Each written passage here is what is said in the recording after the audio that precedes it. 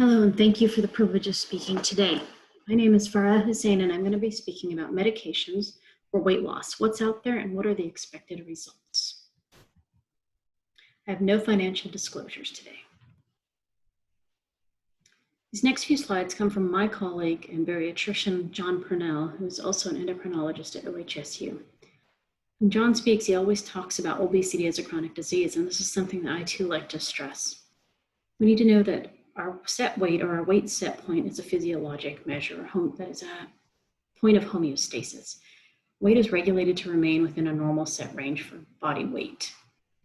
Any alteration in that is considered pathophysiologic. So a change in your set point can lead to a defense or maintenance of a higher body weight, and that is in fact a disease process. Accumulation of this excess body fat proportional to body size will lead to impaired health. All of these things, again, tie back into the definition of obesity as a chronic disease, much like hypertension or type 2 diabetes. When you think about weight as a chronic disease or obesity as a chronic disease, you realize that you may need to do multiple different types of treatment to achieve success. The physiologic goal is to achieve a sustained weight loss by interfering with the brain's sensing and the response to feedback signals. You want to be able to regulate appetite and also have adaptations to energy expenditure. The key really is, again, sustaining weight loss, but also in layman's terms, the drugs basically need to induce a feeling of fullness and decrease appetite. So what can pharmacology offer, and what should it achieve in the regulation of body weight? Well, there are a few medications out there that are available. Some have great results, others perhaps less than wonderful, but all of them do leave a little something to be desired. However, clinical goals that need to be accomplished by weight loss medications include significant weight loss compared to placebo. The weight loss needs to be greater than it would be with lifestyle changes alone.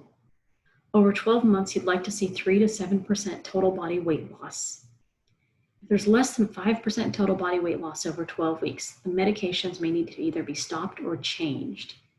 And patients who respond may need to be on sustained treatment. Again, tying things back to hypertension or diabetes, if you have a response to medication, you don't stop them immediately, but rather you're trying to find the lowest dose with the least side effect that will still give them the same outcomes. While a weight loss overall of 3 to 7% total body weight may not seem like much and overall quite modest, particularly when you're thinking about surgery, we have to recall that there have been studies that showed a 5 to 10% total body weight loss can have a lot of health benefits, like lowering blood pressure, improving diabetes, and improving cholesterol and triglycerides. For some patients, that small percentage is also enough for them to qualify for procedures that they really would like to have, like joint replacement or fertility treatments.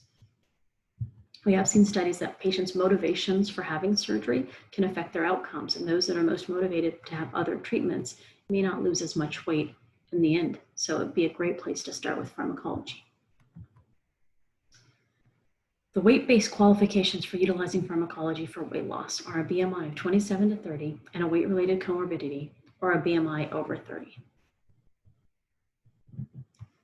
The FDA-approved medications for long-term use for weight management are currently tetrahydrolipostatin, or orlistat, phentermine topiramate, or Qsymia, naltrexone bupropion, or Contrave, and liraglutide, or Saxenda. These, again, are the only medications approved for long-term use for weight loss. And none of these medications are approved for use in pregnancy or lactation. And only one medication, orlistat or Xenical, is approved for pediatric use. So starting with that medication, orlistat is a capsule taken 3 times a day with each meal. The goal is for it to interfere with fat absorption. In theory, if you have no fat in the meal, you can skip taking your medication with that meal. There is a reduced strength of orlistat available over the counter now, and that's called Ally. This medication is approved in pediatrics for those 12 years of age or older. There are many GI side effects that are generally the rate-limiting factors for using orlistat. It can cause flatulence, loose stools, or fecal soiling. There are also rare cases of liver injury when using orlistat. It should not be combined with cyclosporin, and if patients are taking it regularly, they may need to supplement with additional fat-soluble vitamins. Lorcaserin was another weight loss medication, also known as Belviq, that was on the market was withdrawn in February of 2020 due to increased incidence of cancer in certain studies. How it worked was it was a serotonin receptor agonist that decreased hunger and stimulated satiety through the anorexigenic POMC neurons in the hypothalamus. The only reason I point out this medication is because you're going to hear about the anorexigenic POMC neurons multiple times. Many of the medications work through these pathways, and that's how they seem to trigger the decrease in hunger and stimulating satiety in patients. Phentermine topiramate, or Qsymia, is a medication combination that utilizes topiramate, which is used to treat seizures and migraine headaches and was found to stimulate early satiety in patients. And phentermine, which was one half of fen-phen, a weight loss drug of the 1980s, what was generally considered to be the safe portion of the drug that did not cause cardiac vascular disease or cardiac valvular disease. Phentermine is still generally avoided in patients with coronary artery disease, arrhythmias, strokes, or kidney disease. The combination together lessens the appetite and stimulates a sensation of fullness. It seemed to increase norepinephrine, dopamine, and serotonin in the hypothalamus, again, activating those POMC anorexigenic neurons. It's taken once in the morning, and the side effects can be constipation, dry mouth, tingling in the hands, of insomnia, and change in taste. When looking at weight loss overall with this medication, Garvey et al. In Clinical Nutrition in 2012 looked at the weight loss compared to placebo, and they looked at both low dose as well as a higher dose of the combination. And they found that the placebo had approximately 1.8% weight loss with exercise and diet alone, whereas the low dose phentermine topiramate combination had 9.3% weight loss, and the higher dose had a 10.5% weight loss. This was sustained long-term over 108 weeks. And again, the medication was continued without stops during this amount of time. The next medication, naltrexone bupropion, or Contrave, is made up of two medications. Again, naltrexone is an opioid antagonist. It's used for alcohol abuse, and bupropion is an antidepressant, which inhibits the neuronal reuptake of dopamine and norepinephrine. This medication increases the sensation of satiety. Bupropion also activates the POMC neuron pathway, and naltrexone blocks the endorphin feedback. You need to titrate this medication up over 4 weeks slowly due to nausea, and you also need to monitor blood pressure. The second dose is taken in the afternoon and not the evening due to the risk of insomnia. Side effects can be nausea and vomiting, dry mouth, constipation, insomnia, and it can cause suicidal ideations in young people. This is primarily the bupropion component, which had shown that there was an increase in suicidal ideations in young people when used alone as well. The medication shouldn't be used in the setting of uncontrolled hypertension, seizures, or if there's any dependence or use of opioids. The weight loss when looked at placebo versus the naltrexone at 60 milligrams versus 32 milligrams with the bupropion showed about an 8% total body weight loss over 56 weeks. This was demonstrated by Greenway et al. In Lancet in 2010.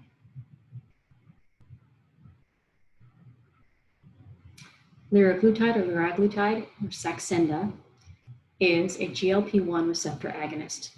It's meant to increase the sensation of satiety. As you can see by this image, GLP-1 affects almost every organ system in the body in some way. It is cardioprotective, it is neuroprotective, it stimulates gastric emptying, it increases insulin secretion and decreases glucagon secretion. It increases glucose uptake and storage in muscle, and it decreases glucose production in the liver. All of these things lead to increased insulin sensitivity. In the low dose, it's known as Victoza, which is used to treat type 2 diabetes. Saxenda is injected subcutaneously daily. The number one side effect is nausea, which can be present in 40% of patients, followed by diarrhea in 20% of patients. Some patients will complain of abdominal pain, and some may even develop pancreatitis. It's acceptable in patients who have a history of cardiovascular disease, and particularly coronary artery disease. However, it should be avoided if there's been a history of pancreatitis. And it's contraindicated if patients have ever had any history of medullary thyroid cancer or MEN2 syndrome. Weight loss with this medication when compared to placebo is between 6.1% to 7.1% over 160 weeks follow-up, as demonstrated by LaRue et al. In Lancet of 2017. The off-drug follow-up period was fascinating in this study because, as you see, with both placebo as well as the medication, when patients are taken off the drug at the end of the 160 weeks, both have a weight regain in that period. So again, this reinforces the need to potentially continue treatment if they're having a good response to maintain weight loss. Another drug that I wanted to touch bases on was phentermine, Atipex or Lomera. Phentermine increases the chemicals in the brain to stimulate satiety. It's intended for short-term use overall, but it can be used off-label for long-term use. There's no addictive behavior noted with phentermine, and therefore most clinicians who utilize this drug do not pause it or may have breaks in it when they're using it for a patient who's having a good response. Many clinicians have noticed that your blood pressure can stabilize or decrease with weight loss. And so while hypertension is a relative contraindication, if it can be closely monitored, it may actually improve if the patients respond with weight loss. The primary side effects of this medication are dry mouth, insomnia, anxiety, nervousness, and an increase in blood pressure and heart rate. The study that first looked at phentermine as a weight loss drug is from 1968, and this is the historic study from the British Medical Journal by Monroe. It shows continuous phentermine as the line marked with the X's, alternating phentermine and placebo with the hollow circles, and the solid circles are continuous placebo. As you can see, over 36 weeks, both the continuous phentermine as well as the alternating phentermine and the placebo have much superior weight loss in pounds versus the continuous placebo. In addition, the alternating weight loss pattern shows you very much what we were talking about, that when you take the patient off the medications, they have an increase in weight, and when you put them back on it, they decrease. And so while overall they reach about the same point over 36 weeks, there's a lot more of a yo-yo type effect when the medication is stopped periodically in between to be placed on placebo. As most of you may know or may not know, the current recommendation is generally to use the phentermine for approximately 12 weeks and then give patients a 1 month time break off of the medication. But again, many clinicians who utilize this medication use it off-label long-term. So considerations when using medications for weight loss or weight management. Again, just to reinforce what I've been saying, generally you're going to continue the meds unless their patients are a non-responder or they have a side effect that limits their use of the medication. The weight loss will be variable in all comers. So you may have to be tolerant of a slightly lower weight loss overall in some patients versus others. And in some patients, it may simply be allowing for weight maintenance so that they stop gaining weight. And this can be valuable, particularly if patients are on other medications that are known to cause weight gain. Things like psychotropic medications, metoprolol, etc. They may not have the option of getting off of those medications. They may simply be looking to try and just halt weight gain. All these medications have shown improvement in cardiometabolic risk factors when used in inducing a total body weight loss. None of these medications can be used in pregnancy or lactation. In the next few talks, you're going to hear about ways to combine medications and use them in different fashions to try and optimize your results.